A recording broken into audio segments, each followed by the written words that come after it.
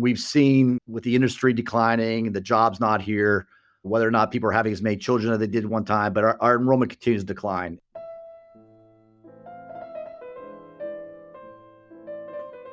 And we have looked at that enrollment closely and have strategically tried to make the right decisions. We're not really competing with the brick and mortar charters, but we are competing with the cyber schools. There's so many different factors that goes into a school budget that really the common person doesn't know.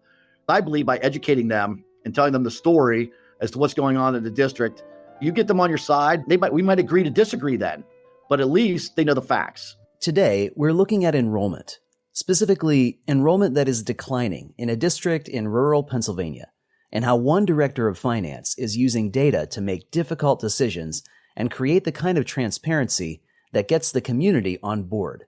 From Frontline Education, this is Field Trip.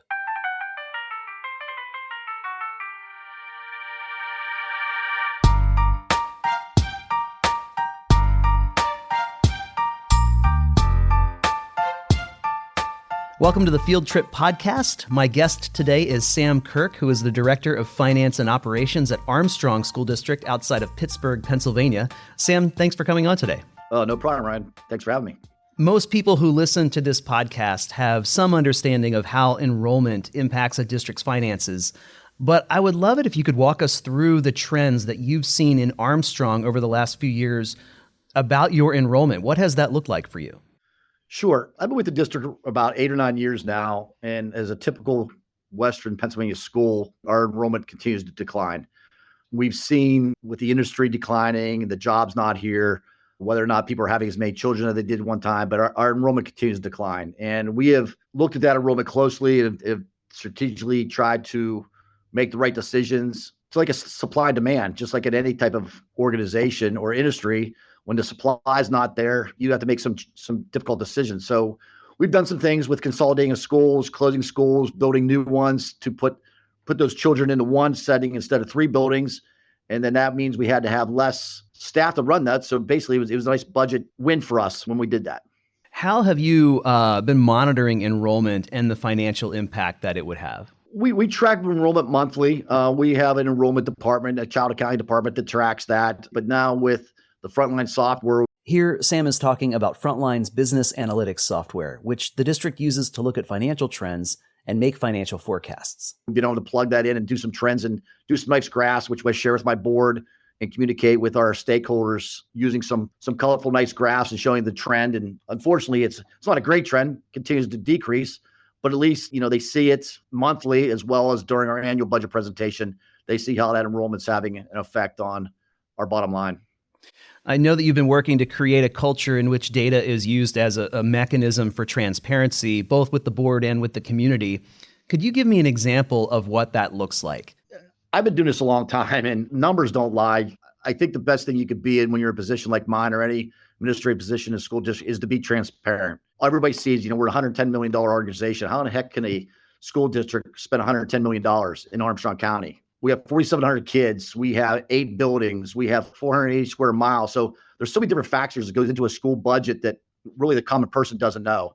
And people will like to complain about that. My thing is I like to educate them. I have no problem. I will sit down with anybody, whether it's the media, whether it's a principal, whether it's a parent, whether it's a retired grandparent, or somebody maybe never had kids, but they don't understand why they have to pay school taxes. I have no problem sitting down with them because I believe by educating them and telling them the story as to what's going on in the district, you get them on your side. We might agree to disagree then, but at least they know the facts. And once they know the facts, I think for the most part, they understand why we got to do what we do.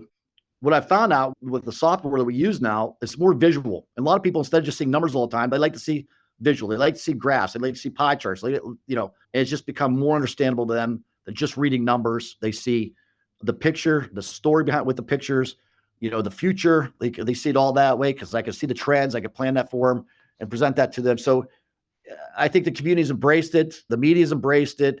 And it just tells a clear picture and there's less questions at the end of the day. Going back to enrollment, as you saw a trend of declining enrollment, you saw the necessity of actually competing for kids. What did that look like as you thought about that? What were some of the steps that you've taken as a district to compete for kids and address that declining enrollment? Well, when COVID hit, there's a little bit of scared people, and a lot of people started to go to outside cyber schools. We have no brick and mortar charter schools in Armstrong County, so we're not really competing with the brick and mortar charters, but we are competing with the cyber schools. Cyber school is a huge cost to our school district. Pre-COVID, we were about $1.8 million.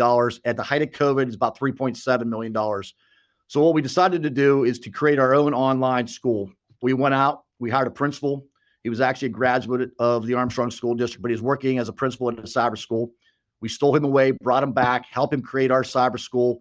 We actually paid him an incentive of $3,500 for every student he brought back that enrolled there after COVID started and brought them back. We gave him a bonus to bring those kids back because we're paying the cyber school about $14,000, and we paid him $3,500 to bring them back. So it was a net to us to get those kids back because we're educating them in house for around $4,500 in our own cyber school.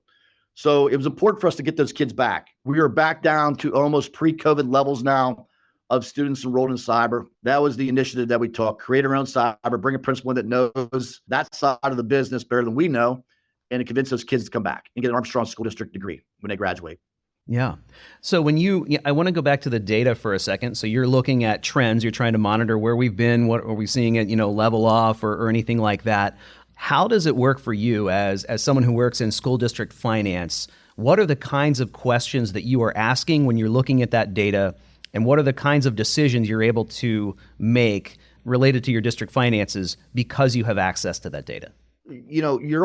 I'm not an educator. I provide funding for the educator. So I try to work complementary with our administrators that had the education background and I had the finance background. So as the enrollment continues to go down for class sizes continue to decrease, I always question whether or not we still need the same amount of staff to educate those students. All right. So every year we do a staffing during budget time based on the enrollment in those buildings and what we think they're going to be as to whether or not we need to have the same amount of staffing or not. None of us want to furlough teachers or lay them off. Typically through attrition, people retiring, we look to see whether or not we have to replace them. Anytime we don't replace a teacher, between the salary, benefits, and everything else we had to pay for those folks, it's probably about $150,000 savings. So we evaluate that annually during our budget process. We look at enrollment, look at staffing, look at class sizes, and collectively decide whether or not we need to hire people back when they retire, whether we got a furlough or, if we do see a bump sometimes, which we haven't seen a bump in enrollment at all, do we need to add staff above what we had the previous year? Typically that does not happen, but we're always usually looking to reduce staff or at least maintain based on the enrollment projections we see. When it comes to declining enrollment, you're in good company with a lot of other districts. What principles have you learned that might be helpful to other school districts who are also looking for ways to address that decline? I've been in 4 different school districts in my career, and every one of those school districts, we've actually consolidated and closed schools down. Most have always been rural school districts where a lot of the small communities really want to keep their little school, okay? They want that, but they also don't want their taxes raised. So basically, kids are adaptive. Kids have friends on social media. It's not the kids that have the problems with it. It's the parents that really do. But educating those parents that whether it's opening up a new school to bring a couple into one, or the resources we're able to offer them in a different place by consolidating and be able to maintain the staffing that we do and not raise taxes, just keeping them educated that just because their little school, maybe their hometown school's closed, they got to be bused maybe another 10 minutes. But the reason why we're doing it is to protect the bottom line and continue to offer what we're offering without having to make cuts or to raise taxes. It's just being transparent and explaining to people that, yes, nobody likes consolidation. Nobody likes to see their school closed. But at the end of the day, it's best for the district to remain financially, stable. Can you give me just one example of maybe interacting with a community member where you were able to say, hey, here's what the data shows. We're trying to be transparent here that maybe hearts and minds were changed? Anytime we close a building, we do educate the people. We have town hall meetings. We go there. And, when we consolidated 3 buildings here, back 8 years ago, it was tough because there were 2 different high schools. Katanning and Forest City, even though it was our school district, they were rivals within the school district. And there's a river that separates them. They're only 4 miles away from each other, but they've been around since 1900. So just educating them and what the new building was going to offer, the resources that we could have, the opportunities that the students were going to have in that new building that they weren't able to have in the 1900 buildings that had no air conditioning, had old gyms, had no turf football fields, those sort of things. Just the opportunities that they were going to have by coming together.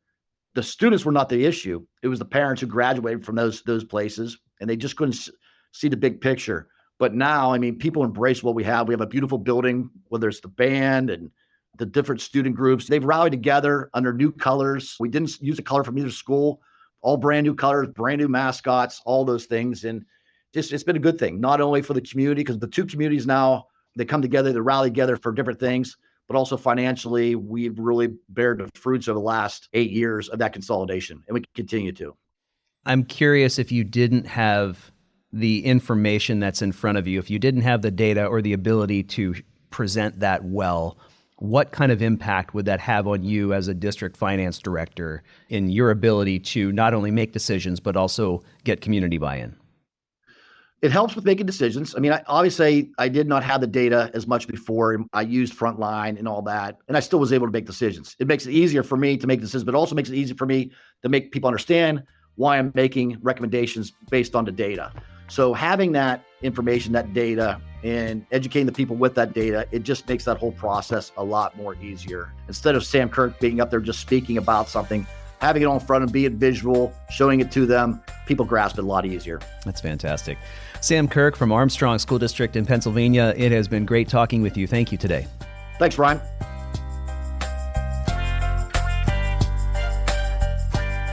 Field Trip is a podcast from Frontline Education, the leading provider of school administrative software. That includes the Frontline Analytics Suite, with tools for financial planning and budget management, comparative analytics, location analytics, and student analytics. For more information, visit frontlineeducation.com/fieldtrippodcast. For Frontline Education, I'm Ryan Estes. Thanks for listening and have a great day.